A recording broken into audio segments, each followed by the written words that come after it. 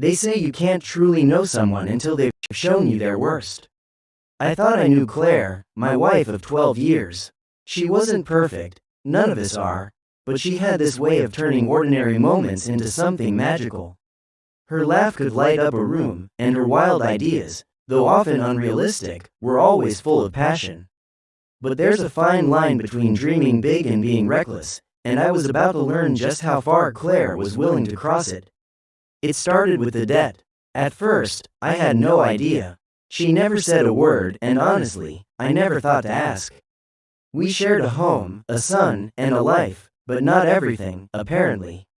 Not our financial struggles. I was the practical one, always budgeting, saving where I could, making sure there was enough for Liam's school and our bills.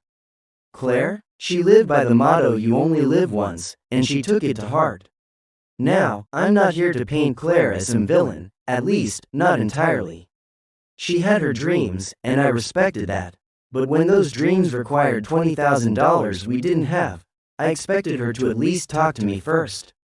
She didn't. Instead, she went behind my back, took out a loan, and handed me a financial time bomb, just as she walked out the door.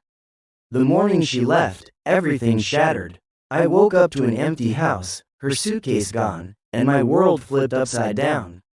Liam was still asleep, blissfully unaware of the storm brewing. On the kitchen counter, I found her note, scribbled in that looping handwriting I knew so well. I need to follow my heart. Handle the debt, Ryan, it's yours now. At first, I laughed. Maybe it was the sheer absurdity of it all. Follow her heart? Was her heart on some tropical beach sipping cocktails while mine was racing to figure out how to pay off a loan I never agreed to? And then there was Liam. How do you explain to your 10-year-old son that his mother just walked out on him? You don't, not right away. You tell yourself you'll protect him from the mess as long as you can. But Liam isn't just any kid, he's sharp. Too sharp. I've always been proud of how quick he is, but in moments like these, I almost wished he weren't so perceptive. The house felt hollow without Claire. Not just empty, wrong. She had this way of filling a room even when she wasn't trying.